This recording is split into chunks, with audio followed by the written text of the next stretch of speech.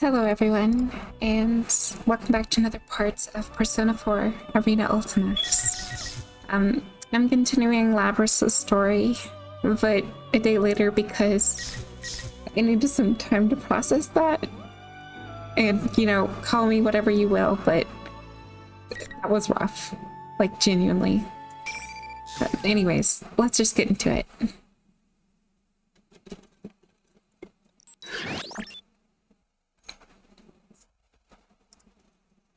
Oh gosh. No. I'm on the wrong thing. I gotta... My bad. I forgot to load the actual save. Oh well.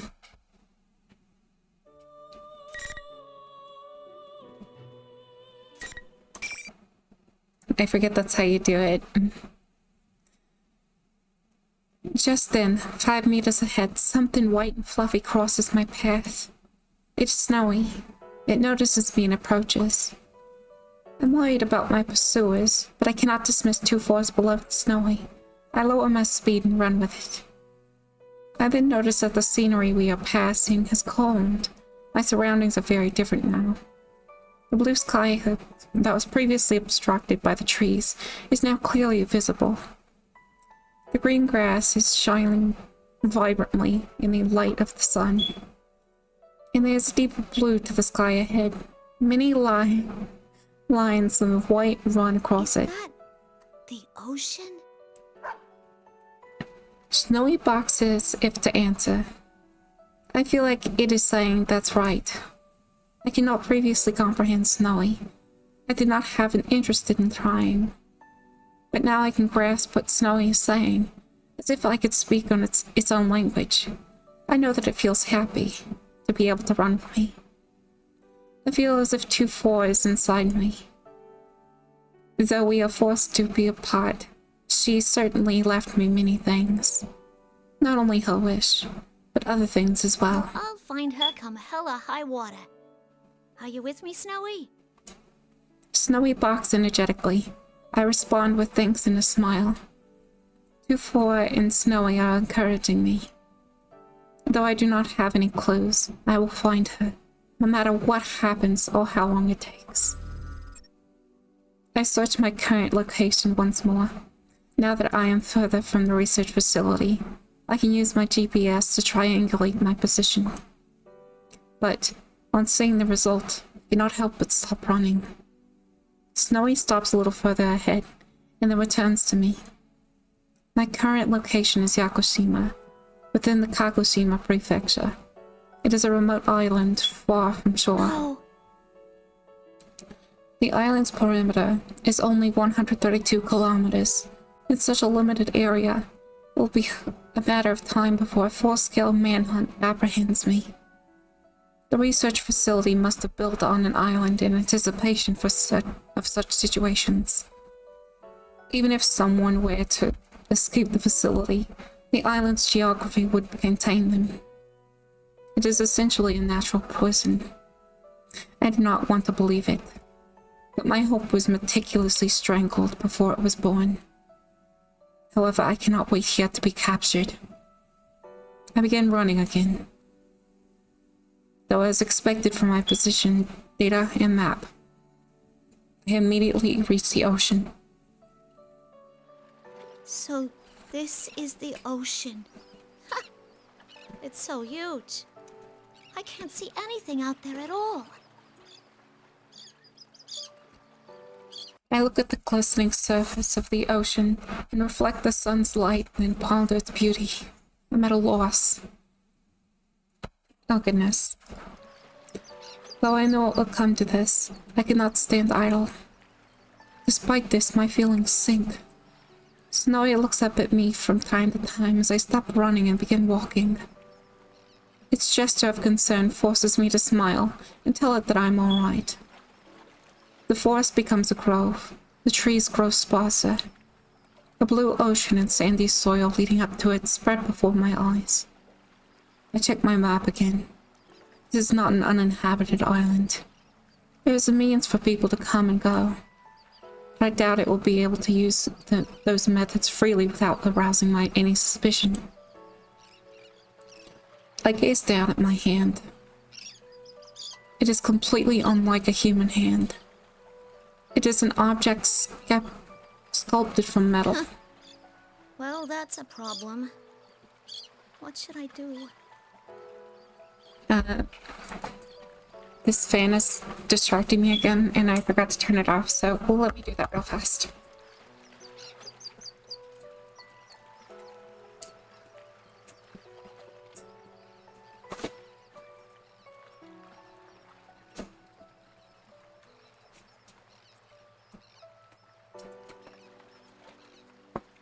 Alright, I have returned. My question seems disheartened, Snowy. Come on, don't give me that look. Ah, well.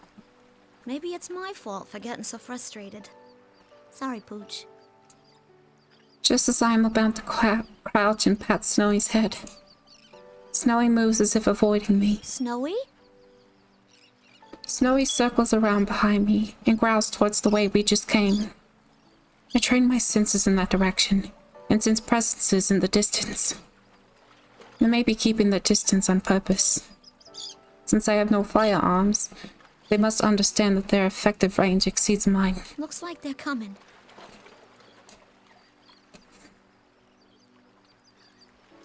Amongst the human soldiers are a number of my sister units. It is possible that I can convince them not to fight me. I dismiss the idea as hopeless, though they may have awakened to their ego after my escape. They will be under their command's control. Even if that's not the case, they may think that their orders are absolute, just as I once did. Knowing why they're here doesn't make it any easier to deal with them. It does not seem as if they will attack all at once. They must understand that I am already at the ocean and have nowhere to escape. I do not want to surrender, but I am frustrated by my powerlessness. To be caught like this, I have my own mission to accomplish. The ocean sparkles. The periodic sound of water I once heard afar echoes from it. As I gaze at the clear water while it ebbs and flows, a mysterious feeling rises in me. Wow. Look at that. It's beautiful. My opponents show no indication of moving. I step out onto the sand. After cataloging the sensation, I approach the pier stretching into the ocean. When I step onto it, the wooden planks creak. I can hear Snowy's light tread behind me as well. I stand at the end of the pier and look out at the ocean. I wonder if she is beyond this ocean. That seems to stretch forever. The girl 2-4 wanted to meet. The girl that I wished to meet as well. The mother figure who loved us and wished for our happiness. When my thoughts turn to the girl whose face I do not know, I decide to preserve the ocean's beauty in my memory. After all, it may be the last time I am able to see the ocean as myself. The odds are high that when I am restrained and return to the facility, my memories will be wiped. I'm scared. I'm frustrated. I do not want to be erased. But I do not think all my hopes are lost yet. This may be the end of me. But just as I inherited the memories of 2-4 and other units, my memories will surely endure to the next generation. So I will keep these feelings, along with this beautiful ocean scene, deep within my origin of my heart. There it cannot be erased or tampered with. The blue sky and ocean, the shining sun and glittering water, and the gentle breeze and calm sounds of the waves.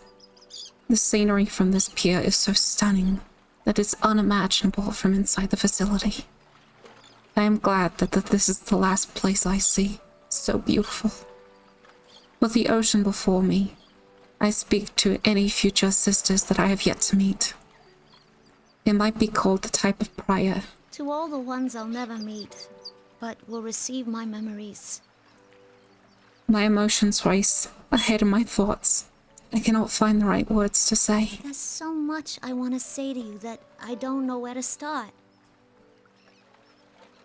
I close my eyes again and calm my heart. To my descendants, whom I will probably never meet, if you ever find someone precious to you, as I did with 2-4, and wish to meet them, may you meet them there.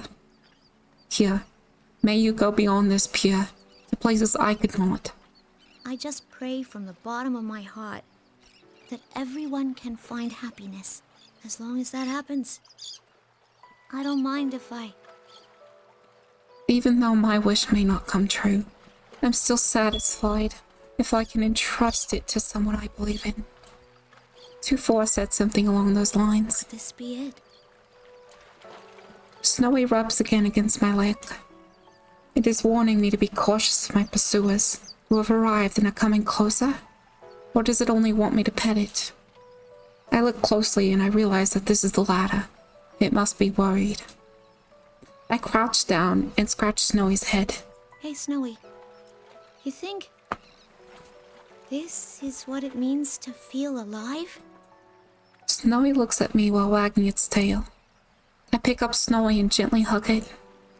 Snowy shows no sign of resistance and allows me to do so. My pursuers are closing in now, but I will not run away anymore. It is true that I am still frustrated, but it is strange. I am also satisfied. Snowy licks my cheek. Thanks. I'll be okay now. Things are about to get hairy, so you should hurry and get out of here. I let Snowy go, but it does not leave me. Come on. If you don't go, it'll make things hard on me. Okay? Oh, dude. Snowy looks at my face for a while. Eventually it droops its head and walks off.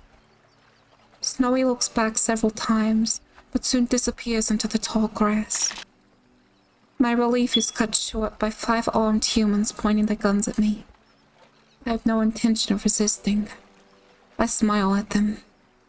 Though it was only for a short while, I lived. I felt the happiness of passing down my wish. It was only for a brief moment in time, but I may have granted a wish of the girl who was our mother. I allow myself to be restrained without resistance. They take me back to the laboratory. I was absorbed in my escape attempt, but I did not notice the severe damage I inflicted upon the facility.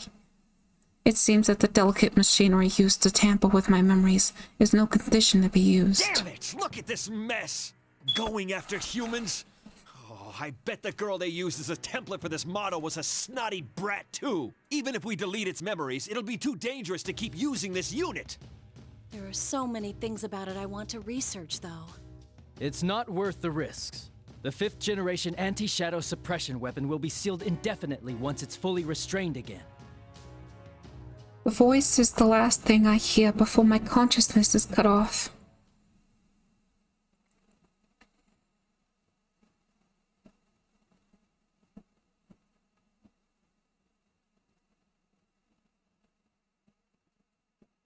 Huh?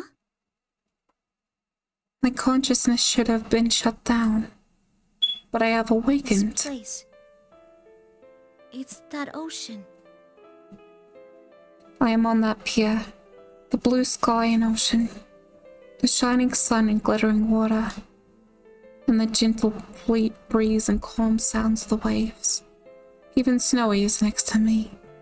The scene is identical to the one from before, though this time I sense no pursuers. I was captured. I remember that clearly. This is obviously an abnormal situation, at odds with my memories, but the clear blue sky and ocean are so beautiful that I cannot help but gaze at them. If only I can go beyond it. Just as the thought crosses my mind, my viewpoint ascends.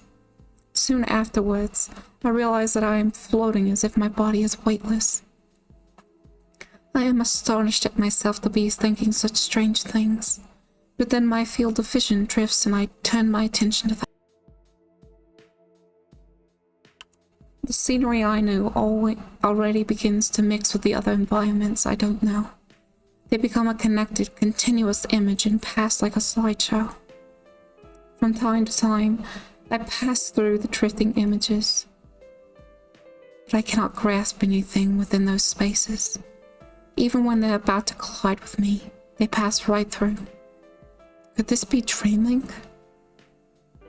I remember something I once heard from the researcher at the facility. They said that it's possible for us to dream since we have a mind and may develop an ego. Though it would be technically not be identical to a human's dream, the phenomenon would be very similar.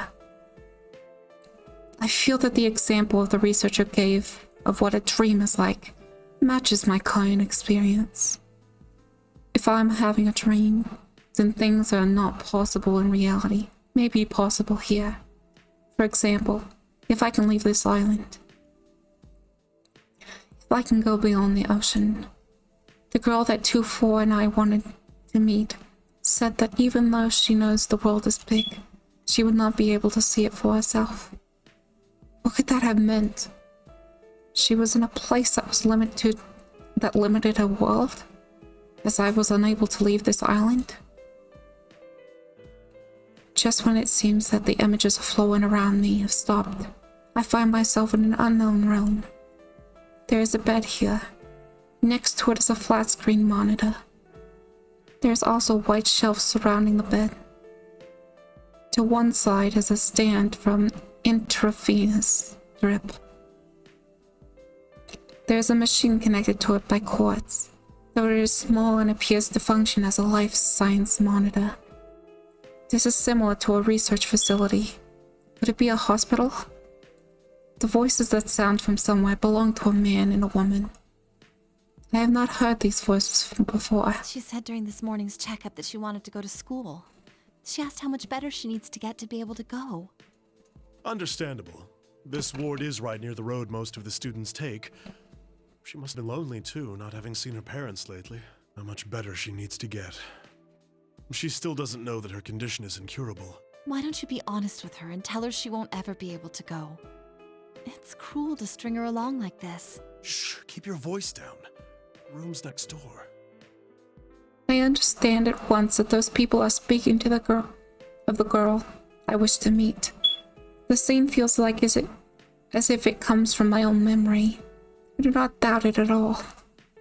The girl is suffering from some kind of illness. She may not be able to go outside. Her condition prevents her from leaving her small world. The life is like ours. Could the girl have heard this conversation? How did it make her feel to hear it? I want to spend more time on the outside world. I want to live a normal life. The thoughts come to my head are not my own. I wonder if the nurses thought things like the student council were too much trouble to bother with when they were in school. I don't know. It sounds fun to me. Just as I thought, it is the girl's voice. When I listen to her, I can sense a strong yearning and admiration. You gotta admire the student council president. I mean, they're the ones that get things done for everyone. But I guess it's because they're like that in the first place that they get to be president, huh? The girl had a strong desire to attend school and live a normal school life with friends. As I review those voices and feelings, an interest in schools she longs for grows within me. High school. I wonder what that's like. Would it be fun? I wish to see for myself what she desires. Is there a specific image of it? What kind of place is it? What activities do the attendants perform while there? But there are no memories in regards to schools. This must mean that the girl has no such memories. Figures. I don't know anything about schools or whatever else student life is like. I want to see I can them. show you if you so desire. What? A voice answers my unspoken thought. Who could it be? I do not think I know this voice. For some reason, my mind becomes hazy. I cannot access my memories easily. Huh? Who's there? There's no need to be alarmed. I only want to give you a glimpse of the world you long to know. I was under the impression that this was a dream. Dreams are supposedly a release valve for memories, yet this voice does not feel like a part of me. Is that even possible? As I ponder these things, the scenery around me changes completely. I first see a 3-story concrete building. I do not know this building. As I examine it, my surroundings change again. The same desks and chairs are lined up. In front of me is a dark green rectangular board on the wall. Is this a school? A real classroom? This is the place the girl wished to see. It is here that I have gained an interest in. I find myself forgetting that this is a dream and focus my senses on the desks and chairs. I then realize that I can move around at will, just as when I felt my body rise at the beach. So this is where classes happen. I feel a sudden excitement. What do the students do when there aren't any classes? Do they just talk and stuff? That mysterious voice doesn't answer. Instead, I am surrounded by other sounds. Many voices are talking at once. It reminds me of the sound of waves near the ocean. But the sound is lively and enjoyable. The voices belong to boys and girls surrounding a desk. They are laughing and talking. They wear common clothing, though there are some differences. These may be uniforms. It is interesting to see that each person's uniform is distinct in some way. The student is the only one with something around his neck.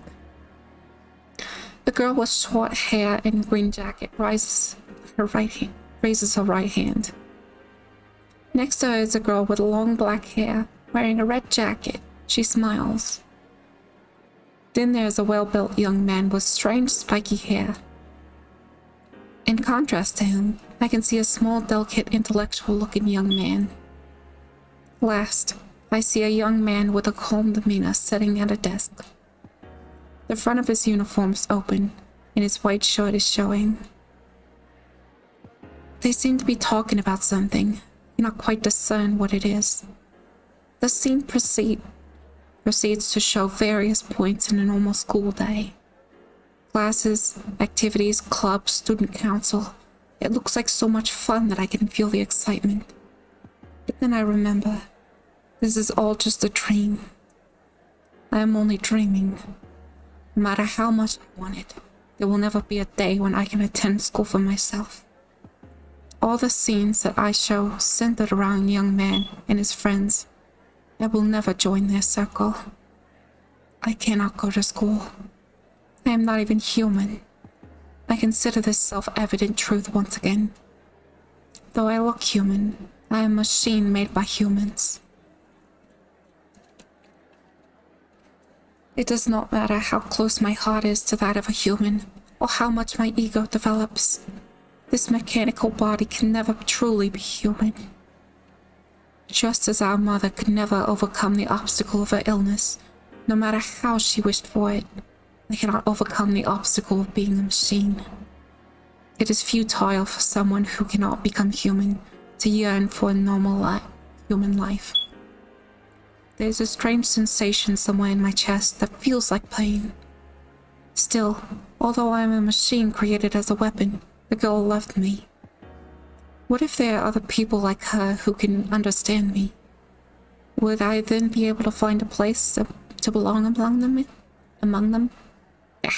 Excuse me, but... You'll never find a place where you belong. Humans created you as a tool. They would never think of you as anything more. Everyone, to a man, lives by averting their eyes from something inside them. They all wish to live inside a never-ending dream. For who has the right to say they shouldn't? For just a moment, I sense an incongruity in the kind voice. The strange pain within my body softens a little. There are even humans who do not understand others' feelings. Still others do understand, and trample upon them regardless. Compared to them, You are much more human. I remember the researchers. They certainly did not understand me, Dufour or my sisters.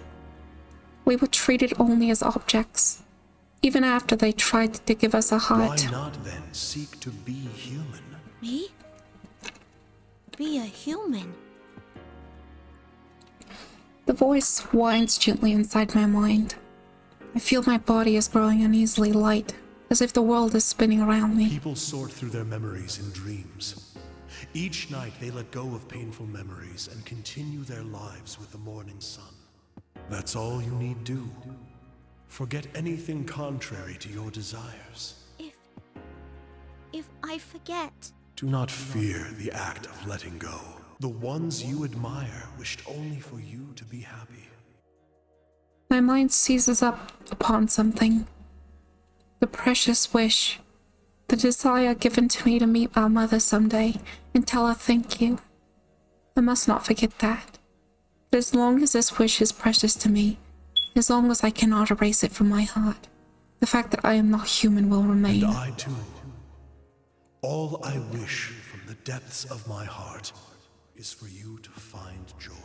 Happiness. I think back. I wish from the depths of my heart for you to be happy.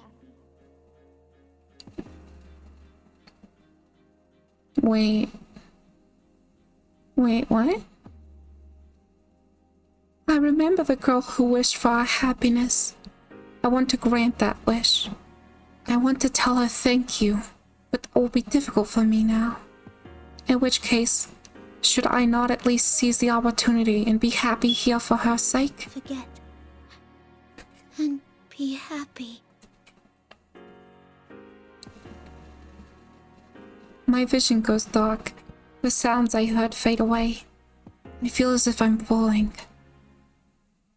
Everything is now in readiness.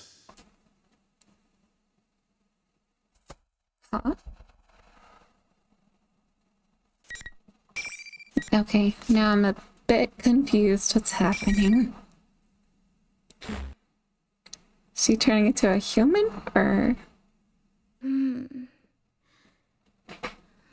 Oh, I see. When I open my eyes, I'm staring at wood grain board. It's the surface of a desk. I quickly raise my head. It looks like I fell asleep in class. My sleeve was pressed against my forehead while I was asleep, and the texture left a mark. Aw, man. I hope no one sees this. I rub my forehead a little and look around the classroom. According to the clock on the wall, it's 3:30 in the afternoon. The only thing written on the blackboard is 5/1/2012, Tuesday. Everything else is erased. I stretch out my arms. I feel a little tired. I gotta stay focused. After all, I just got elected student council president in the elections a couple days ago. I have to keep in touch with that of the people who voted for me in a leader. Things with the student council will get pretty hectic after school. I should hurry to the student council room. I stand up and open the door in the back of the class. When I enter the hallway, there's no one around. I check inside the classrooms as I go, but I still don't see anyone. Where the heck is everyone? It's weird. The whole school is usually rowdier than this after class. I should hear people talking and laughing in classrooms, and the teacher yelling at them to quiet down. Where's all the bustle of the students and everyone getting ready for their after-school activities? Just when I'm wondering that, I turn around and look away the way I came. Oh, there they are. There's some students in the hallway. Some of them are chatting and others are coming out of the classrooms. A few of them run past me carrying the bags. Yeah, this is more like it. This is how school's supposed to be. Hey, no running in the hallway. The student gives me an apologetic smile, but he just waves at me as he zooms down the stairs. Jeez, you'll put your eye out if you don't don't look where you're going. Oh well. I just gotta clamp down on him more from now on. I put my hands on my hips and sigh. Hey there, Miss President. Are you off to the student council room? Have fun! You're always so excited about that. Bye, Miss President! See you next Monday! Everyone walking down the hallway talks to me. I wave back to them. I always had a lot of friends and people who knew me, but ever since I got elected student council president, all the students seem to know who I am. The job comes with a lot of pressure, but I know I'm up for it. I'm gonna be busier than ever around this school now. I did have my doubts, but in the end, I'm glad I ran for student council president. Yeah, I did the right thing. I did. I head for the student council room.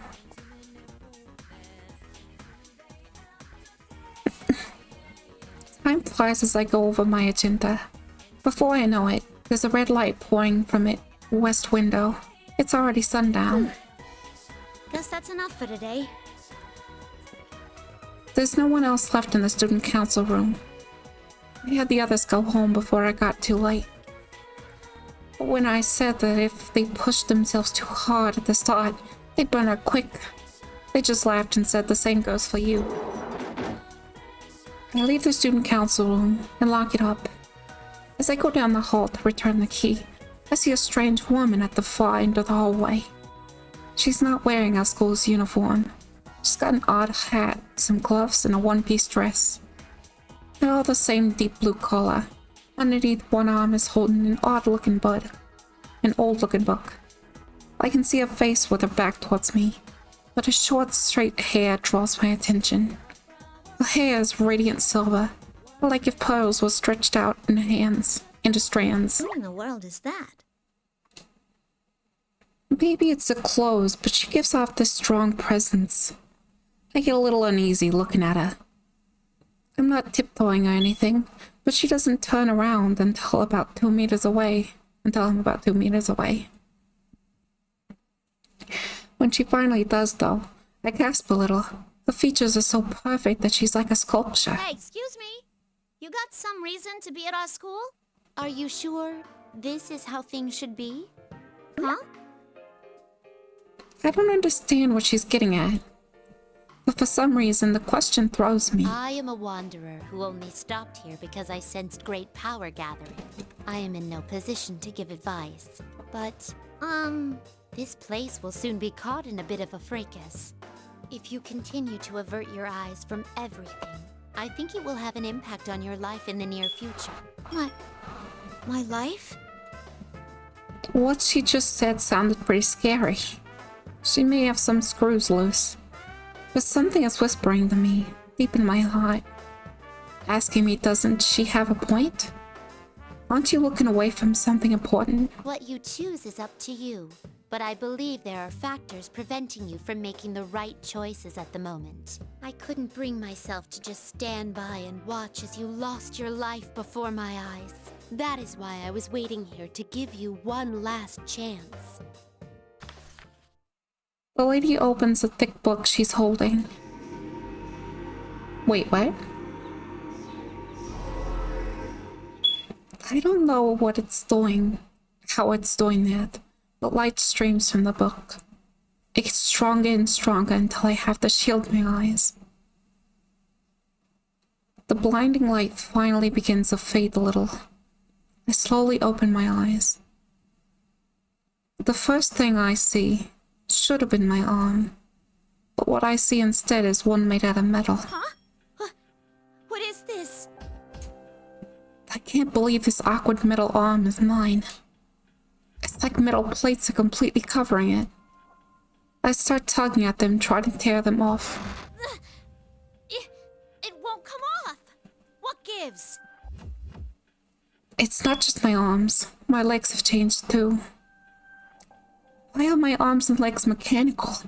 Why my whole body even? I stare at my hands in confusion. These are my hands, all right. Part of me knows that, and I shake my head.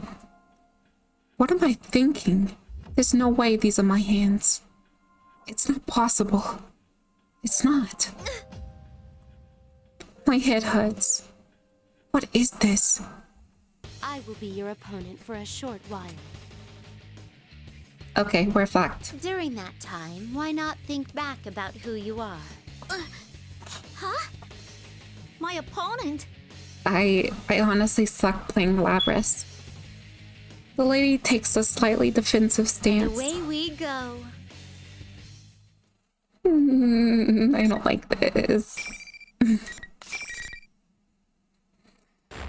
Oh boy.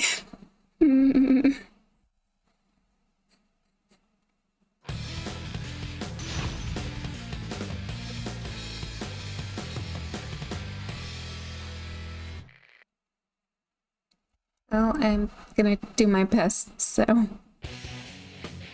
Final. Uh-oh. What a way to start out things. My attack. Here, freeze.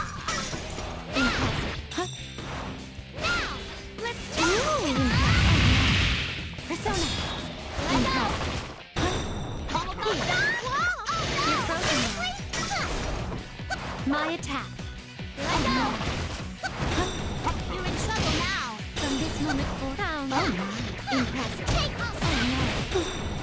Oopsie daisy. Summon. Impressive. Take this. Oopsie daisy. Sanitary. Seriously? Your fate is in the cloud. My turn. Your fate is in the sanitary. Oh wow. What a combo. Impressive. Impressive. One. Backing up.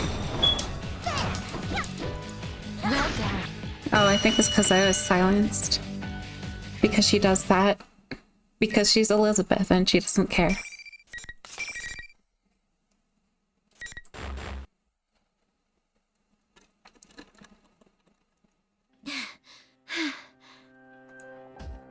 I somehow managed to beat the lady in blue who attacked me. How did I win? How did I use these metal arms and legs like it was second nature? I don't understand. The lady in blue stands before me, exactly like she was when I first saw her. She's not even breathing hard. Well done. But I'm sure you realize now, you are not human. There must have been an important promise that could only be kept in that guise.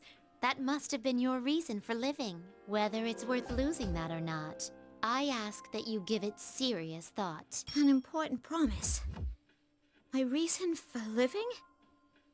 I repeat to myself. It seems important somehow. Now, it seems the tumult of trials is about to begin. In which case, I bid you good luck. A thick book in her hand closes with a loud thud. Strangely, that ordinary sound lingers in my mind. When I came back to my senses, there's no one here anymore. I take a nervous look at my arms and legs. Nothing seems different about me. There's no metal on my limbs now. Just ordinary skin and bones. What the heck was that? A dream? Yeah, what was that? Would daydream be the word for what just happened? I can't sort out my thoughts, so I think to myself, I can't let it get to me. Just let it go. But some things I can't dismiss that easy. You are not human. You have an important promise, which must have been the reason you for living. She said, I'm forgetting something? That I need to remember? Oh my god. My head's hurting again. The pain brings back another memory. It's just for a second and I can't quite catch it. But I saw blue skies in the ocean, and someone else was there. Or maybe a white dog too, I don't know. I think there was a lot more to it. The last voice I heard stays with me. I mean, we're loved after all. When I come to, my hands are balled into fists. That's when I make a decision. The promise, that reason for living. I have to hang on to it. I didn't hear them up until now, but there's strange voices everywhere in the school building. Is this the tumult of trials that Lady in Blue mentioned? Is that really going to be a thing? I can't just leave this be. I'm the dang student council president. As student council president, I have to find out what's going on in my school. I need to make sure the students aren't getting involved in anything dangerous. I start running towards the first floor.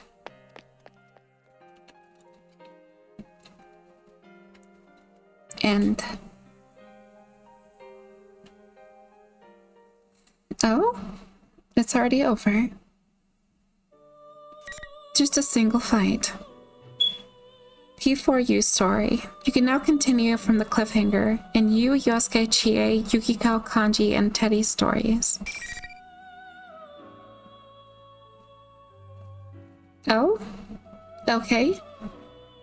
So, I guess this one is going to be unlocked whenever we finish these. So here's what I'm going to do. I think that it is fitting if I continue where I left off with Yu's story. So I'm just going to go ahead and do that now.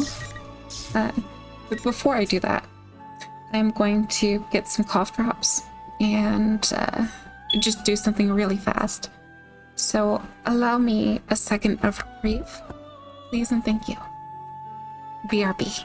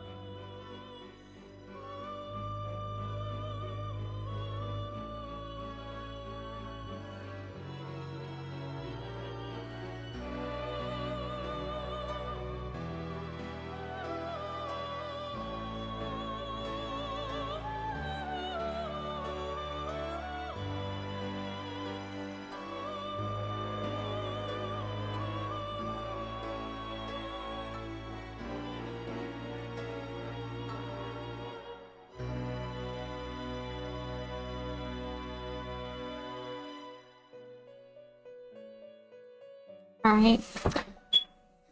Cough drop obtained. A thing I needed to do done. So I guess let's just do it. I don't know how long this is gonna be, but I'm gonna finish it up anyways. Continue from cliffhanger. You're lying. This isn't real. I'm not a machine. You're not me. She denied the truth of the Shadow's creation. With this, the Shadow's face twists with an evil rapture.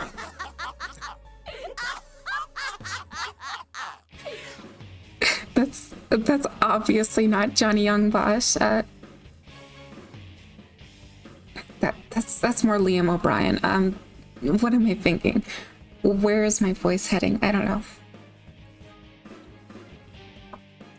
Let me think for a moment. Finally! You finally said it! Now, I can be myself! Oh no.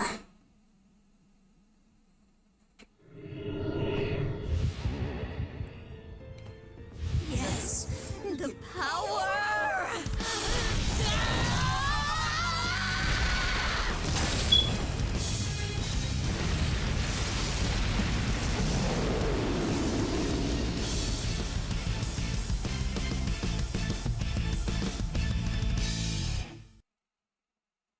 That's fucking horrifying. I'd hoped I could save her before it got to this point. But that might have been impossible anyway. It's difficult enough to confront the truth in her case, it was accompanied by revealing the true form she had so desperate to hide. She was a machine, and she was forced to perform painful acts. Most likely, no one could have comprehended. But the truth she was avoiding wasn't just a part of her personality, but her actual body itself. I can't imagine the shock she's experiencing. But now that the reality she built for herself has crumbled, I want to help her. She may be a machine, but she has a heart. Labrys has denied her past, in which she was forced to fight and kill her friends, and her pain comes out in a long, echoing scream. What has been done to her heart to cause such terrible screams? There's only one thing we can do. We'll save Labrys. I don't think the decision matters too much, but allow me to save the game in case it does. You know, for safety reasons.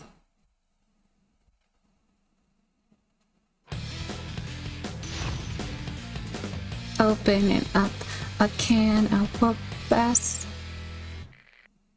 Probably on us, I don't know. Because, the spoiler alert, this is hard. She's hard to beat. Over here! Enough! Over here!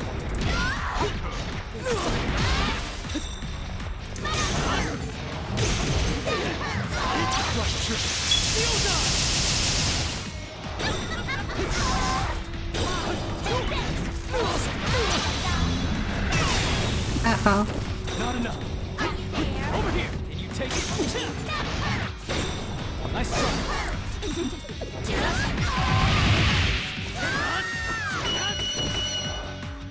Okay, it wasn't actually that bad.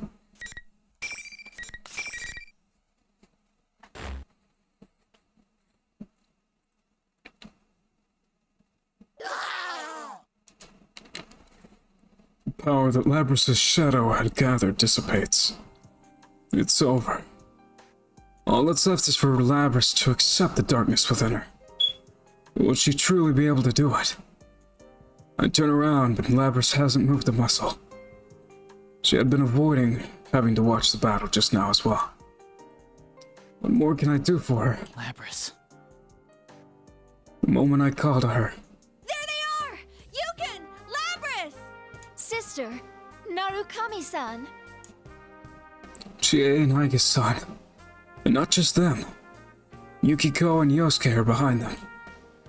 And they're all even more surprises. Man, as soon as that invisible wall thing disappeared, I knew you did it! We ran into Aika-san along the way. She told us about Labrys and everything. A little late, wasn't it? If someone told me what was going on from the start, I would have... You fell into the TV when you were half asleep! For crying out loud, you really know how to blow it when it counts. Hey! What'd you go and tell them for? I don't think this is the time for that. Naoto? Yeah, we were surprised too. The job she was on turned out to be related to all this. Kanji, who had been missing, before we went inside the TV, and the real Teddy are here. There's even Naoto, who wasn't supposed to have been able to come into Inaba.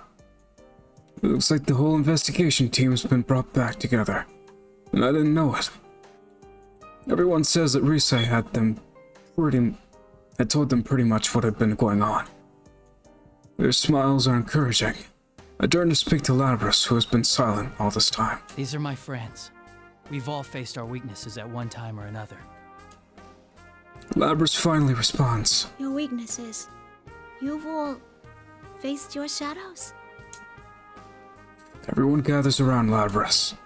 Labrys tries to shake away nervously, but Rise is behind her and won't let her retreat.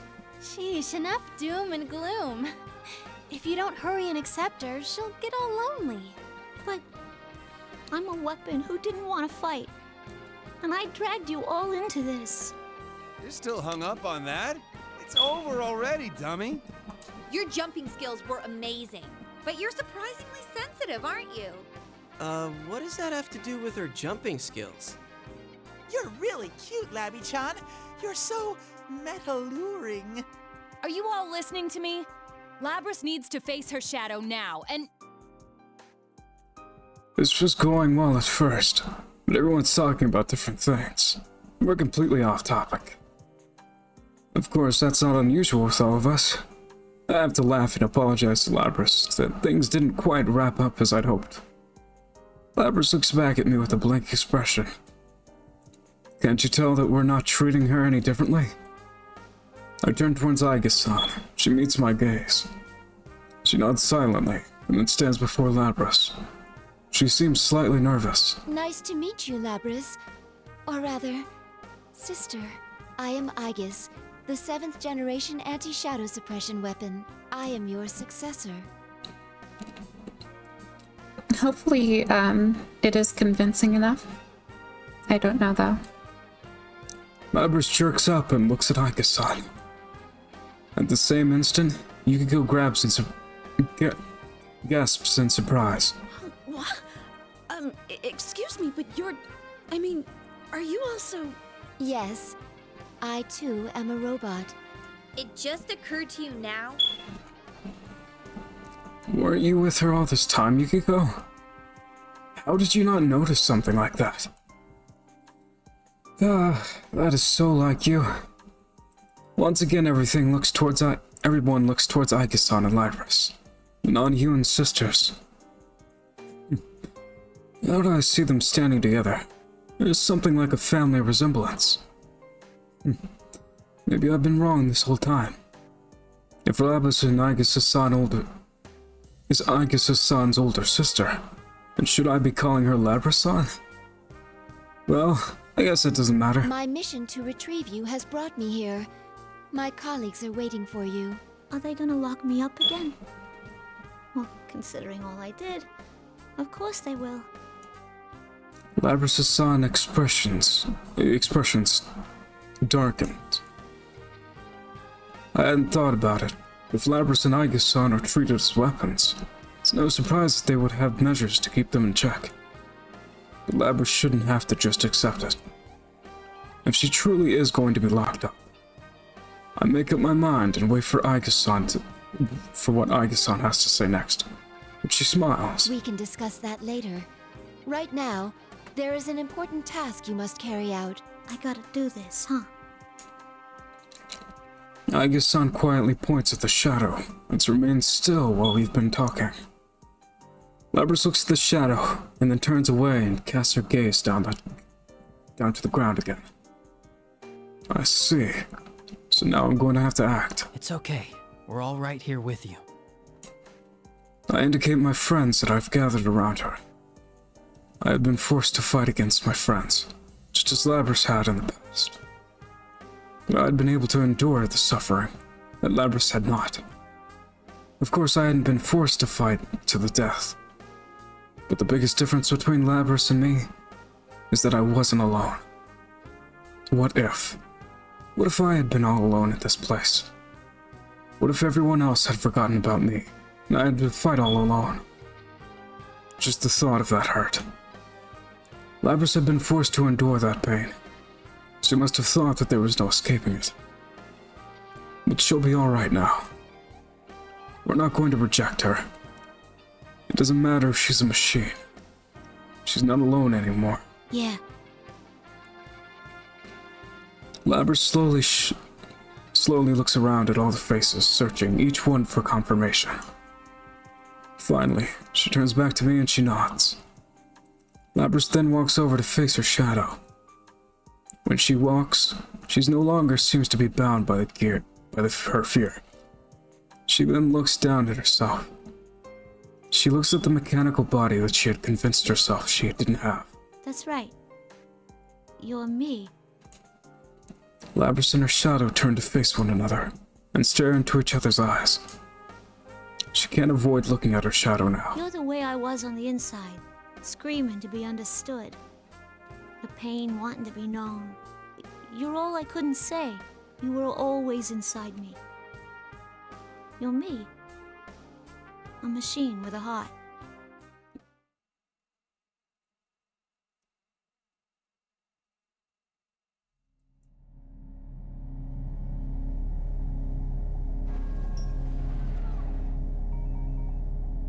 I'm sorry I ignored you all this time.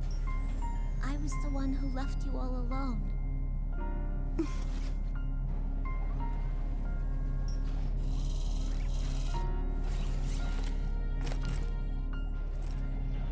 No, you are me, after all.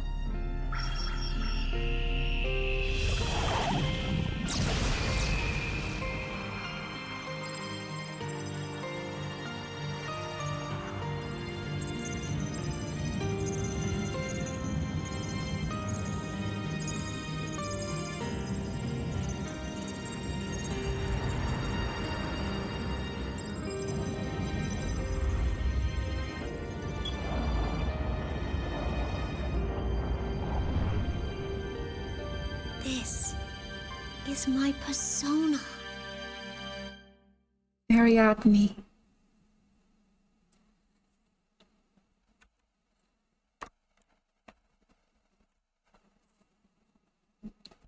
Labrys accepted the existence of her shadow and obtained a persona. It's finally over. We take Labrys with us and follow Teddy and Resite to the school's rooftop, where they say it's connected to the TV in Jeunesse. The invisible walls are all gone. Perhaps there are walls like that wherever she came from, and she drew that on in making this place. But I have a feeling she's truly been freed from these walls now. As in confirmation, Labrys is slowly warming up to us, smiling more and responding to us when we start talking to her. When we reach the rooftop, we're surprised to see that the TV world he regained has regained the studio-like appearance that we were accustomed to. However, there are two unfamiliar faces waiting for us. Mitsuru-san! Akihiko-san!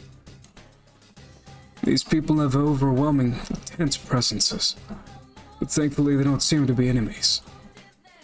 The moment we see them, we tense up, but after Aigis-san calls out in recognition, we learn that they're her friends. I'm Mitsuru Kirija, Labrys' handler. A bodysuit like something out of a movie with a fur coat on top. It's a look that doesn't really work, but her name immediately reminds me of something. Kirijo Group. If she says she has the same name, she must be quite an influential person in it. The research organization that developed Labrys and Aigis-san must belong to her. I'm Akihiko Sanada. Sorry for all this trouble. The man with the red cape appears to be quite comfortable with the Mitsuru-san and Aigis-san. He must have been helping them fight shadows for some time. Is there some reason why people in shadow extermination squads have to dress like crazy people? So, what's going to happen to Labrys now? Okay, he says that, but also, like, we wore some pretty weird costumes whenever we played the game, so I don't think you can really say anything. Before we fully introduced each other, Yosuke asked Mitsuru-san what I've been wondering myself. I knew all of us must have been worried about this, but I was waiting for a good moment to bring that up. Even Yosuke seems to have realized how out of line the question is, and he shrinks back sheepishly, as if regretting having asked the question. I know why Yosuke's worried. Why does he keep stepping on landmines like this? Well, if he's already stepped on it, may as well wait for the smoke to clear and see if there's any answer. Well, you deserve to know. We were thinking of sealing her away again. They were thinking? Did something change their minds? Mitsuru-san turns to Labrys. There's a smile on her face. But is she smiling for the reason we hope she is? But our report from Aigis says that thanks to you, Labrys has acquired a persona. She's hardly a rogue test unit anymore. Besides, she has a heart. We would never treat anyone with a heart so poorly. That is exactly why this is much better than like any research group or like lab testing facility. Because she is human. Yeah, we did it! Thank goodness! I'm so happy for you, Labrys! My friends roar in excitement. Labrys looks around at us, bewildered before saying anything. Even though we've only known her for a very short time, we've already have to accept her as our friend. Mr. Hassan's words come as a great relief, as if I had been worried that she might lock me up too. Good job, guys. Let me say thanks. I've got no response. Anyways. He speaks without any hint of concern, but I can see his touch of gratitude in Akihiko-san's eyes. He certainly looks, how can I put it, bold. But he must be an honest and upright person. I guess I can call him stoic. There's a distinct briskness to him. There's no way that people so considerate would neglect the goodness of Labrys' heart. It seems that Labrys can't believe everything she's hearing. She turns from Akihiko-san back to Mitsuru-san. You're not gonna lock me up again? No fooling? We only seal away objects. If I did that to you, knowing you have a heart, I'd be no different from the Kirijo Corporation of old. Labrys, you've been blessed with good friends. Labrys looks stunned for a moment, and scrunches up her face as if she's about to cry. Then her face lights up with a brilliant smile. Who would think that anyone capable of making these expressions was just a machine? I find myself almost moved to tears as well. We're just about to leap forward to congratulate Labrys once again when Labrys' head droops suddenly, like a puppet whose strings have been severed.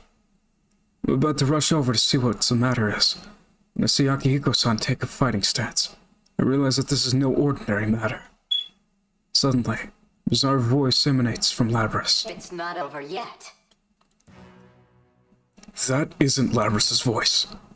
This abnormality seems to have made Mitsuru-san come to realization. What? It's the same communication system as ours. Everyone, step away from Labrys!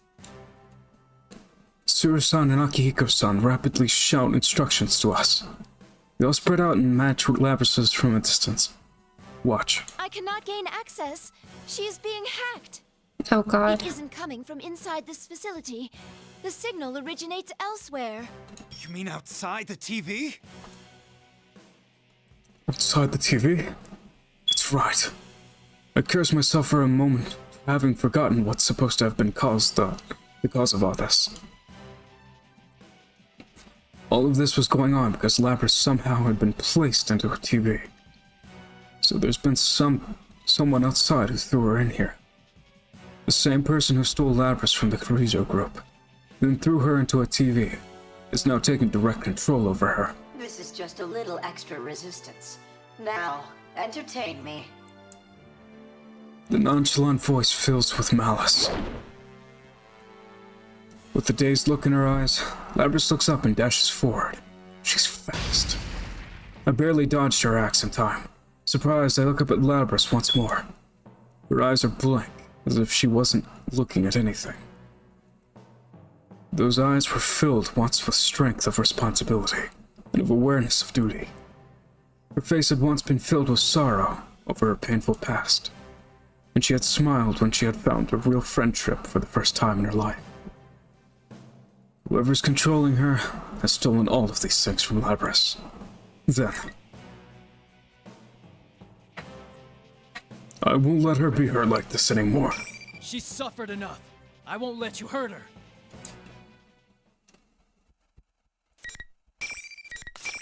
Alright, let's open a can of whoop ass. Again, I think that's becoming my catchphrase. Maybe I should change it up a little.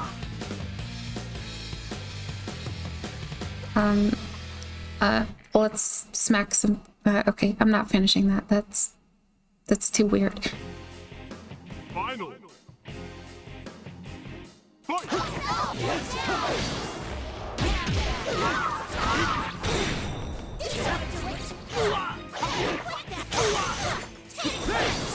Oh.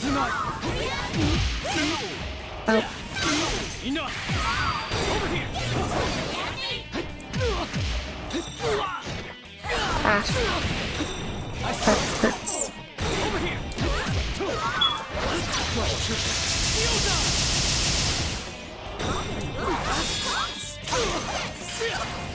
Nice try. Over here! Over here! Over here!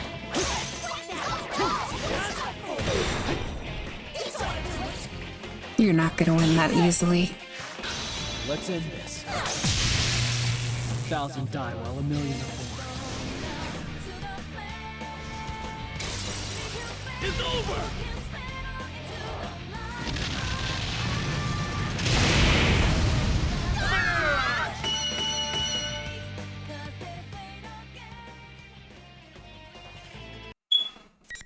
As I said.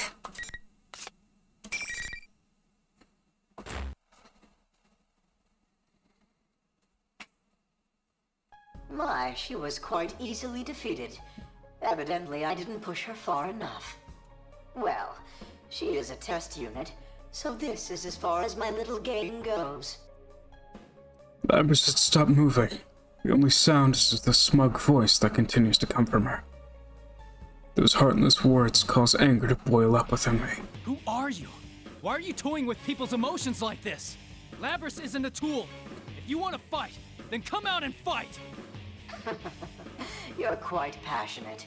You, Narukami, was it? This person, whoever it is, he knows about me. Then maybe this isn't coincidence, that we were dragged into this. This revelation shakes all of us. Labrys' shadow was only the mastermind of the tournament. I see now. You're the true culprit behind the whole thing. Indeed. It was I who stole Labrys away.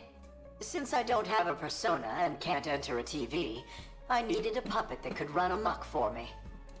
Labrys' persona was only partially awakened, so I had a feeling her shadow would appear if she underwent a little suffering. You got the better of me this time. You deserve to know at least that much. Enough is enough. I've never been so irritated knowing that I can't do anything to whoever is controlling Labrys. This time. So your scheme hasn't ended. Well then, everyone, until we meet again. Communication cuts off abruptly, without answering me. Labrys immediately slumps to her knees.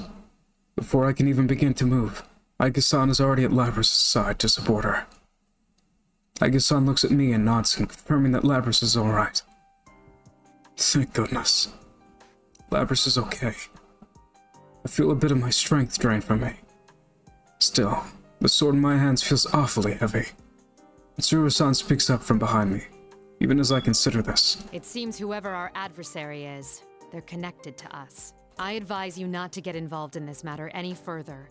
From here on, you should leave this to us. What? Wait a second. We went through this whole big thing and that's it? She's right. There's no way in hell we're backing out of this now. I understand how you feel, but this is too dangerous for you. We will do our best to ensure that no harm comes to you. Trust in us and let us work. My friends bristle at Mitsuru-san's proposal. After all, we've come this far and we already knew about the dangers. There's so much I want to say. I can't understand why they'd want us to stay away. Guys, I think we can trust Mitsuru-san. We should let them handle this.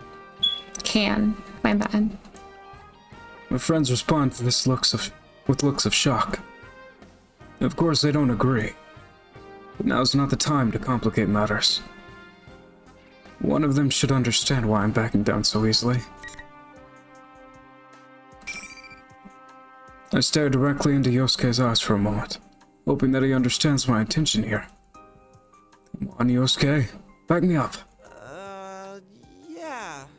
We're all tired, so let's just get the heck out of here. Smooth, Yosuke. Oh well.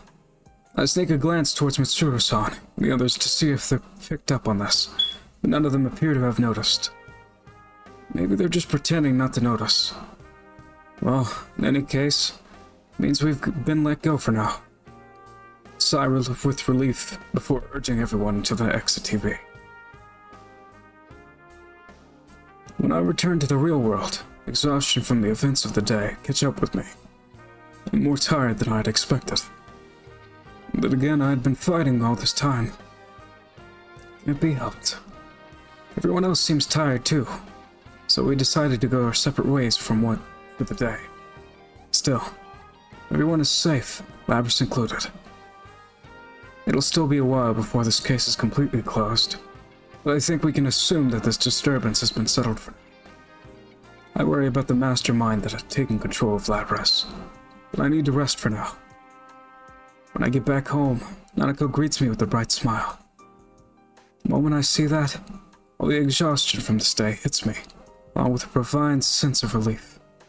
Profound. I can't keep myself from staggering. Nanako and my uncle were worried a bit by that, but that doesn't bother me at all. There was something I wanted to do in my room, but I hadn't even been there for an hour when my awareness melts into the darkness.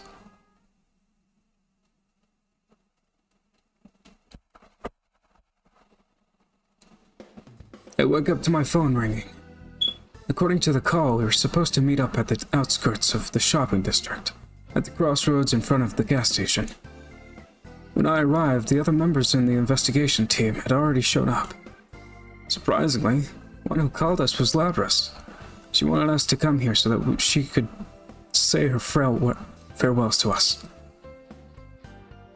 Ooh, is that it? Yeah, I'm pretty sure that's it. Man, it's so long. What the heck kind of car is that? How does it even turn corners? A long limousine drives up with surprising speed. It's so long that I can't believe that it was able to handle the country roads of Inaba. I don't think I'll ever see another automobile like this in my life. The limo slows to a stop smoothly, parks beside us. Mitsuru-san climbs out of the back seat and nods to us. Labrys and Akihiko-san are in the back seat as well. You're looking good, Labrys. Sorry I made you come here all of a sudden, but there was something I really wanted to tell you guys. When I look at her, Labrys smiles and looks embarrassed. She takes a moment to look around at all of us, then continues. I decided to work with Mitsuru-san. I want to catch the darn culprit. Not only that, but, you know how you guys had my back during this whole mess? Yeah. This time, I want to get yours. You go and do that. I can't help but smile at the conviction and trust in her words. Labrys has faced her weakness and accepted it, and she's about to begin walking towards the goal she found on her own. That's why I don't see any reason to stop her. It'll be sad to see her go, but this decision is one Labrys made for herself. This definitely ain't the last you've seen of me. When I come back, we'll hang out some, okay? I'll be waiting, and so will everyone else. Come back soon. To lose such a rare beauty again. It's so tragic. That's what you're sad about?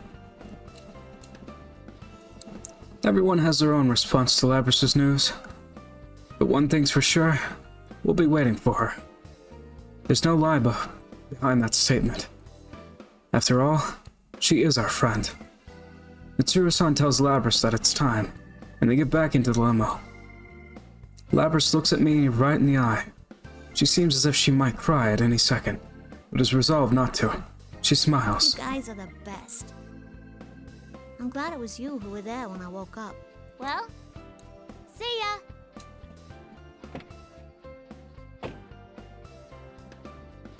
Man and machine. I wonder if there's truly a difference between them anymore. The thought comes to me as we wave our final goodbyes to Labrys. The limo demonstrates impressive agility as it speeds off down the narrow, rural roads. Aw, she's really gone. Seriously. Wish she could have stayed a little longer. I would have liked that myself, but they have their own tasks that must be done. Yosuke and I share a glance after Naoto says that. Their own tasks, huh? It's not just theirs. We smile at each other. Ever since I answered Mitsuru-san's proposal inside the TV, I've had my mind made up. Yosuke already knows how I think. Then again, the conversation wasn't very long ago. It had only been this morning.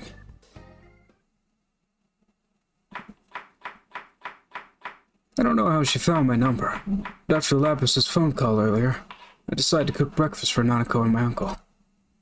Nanako hears me making noise in the kitchen, stands up next to me excited. I'll help too. I panic for a moment when Nanako reaches for the other cutting board and knife. I consider stopping her, then decide not to. If you're gonna use the knife, be careful, okay? Make sure you don't cut yourself. Uh-huh. I'm always careful when I cook with you. Nanako picks up the cucumber from the counter and begins slicing it diagonally. Her skills are still clumsy and unsteady, but all I do is caution her about how to hold the knife, and then I watch her work without interfering. She doesn't seem to... She doesn't have to become a master all at once. All it takes is constant progress. Little by little, the same can be said for anybody. Even though things may hurt us, we may want to give up. Just have to keep trying as many times as it takes until we see our goals through. Instead of nothing changing, I wish to see everything changing, along with myself. Oops, sorry, Nanako. Could you put the knife down for a second? Okay. I ensure that Nanako has put down the knife before I answer my phone. I didn't have to look for the screen to know that who was calling. Hello? Is this Yosuke? Like you don't know. Listen, about yesterday. I thought this was coming. Yosuke rushes on as if irritated with that we have to do this conversation over the phone, but I managed to calm him down. It's funny that he isn't getting so excited over this, but I'm glad he managed to wait the whole night before calling me. Yosuke, do you remember the Moonlight Bridge? The one from our class trip? Yeah, sure. I used to be a city boy too, remember? Hey, were you checking out the Kitty Joe group online? Perceptive as always. Now that's my partner. When I went back to my room last night, I'd spent as much time as I could searching for information about the Kirijo group online before I fell asleep.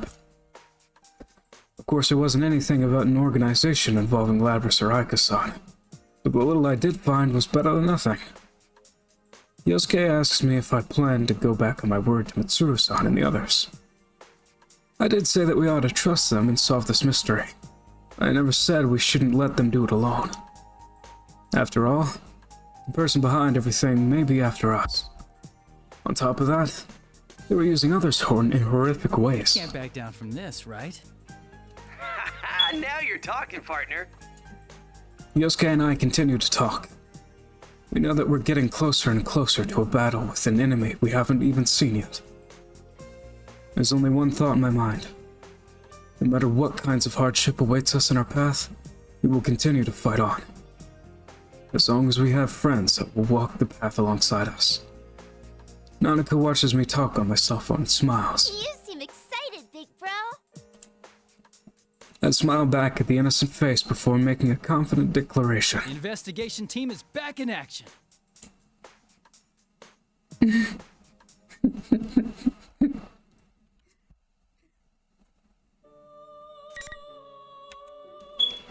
can now continue from the cliffhanger in Naoto, Mitsuru, Akihiko, and Aigus' stories.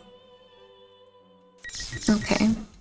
Then in the next episode, I'm going to continue at Aigus's and then just, I guess, clear up kanjis and then finish the P4 cast with Naoto being the last, of course. And then Akihiko and then Mitsuru. I feel like that's reasonable. Anyways, everyone, I guess with that being said, I'm going to end this video here for a very long episode. At least it feels that way. And I will see you all again sometime soon. And until then, everyone, goodbye for now. Boop.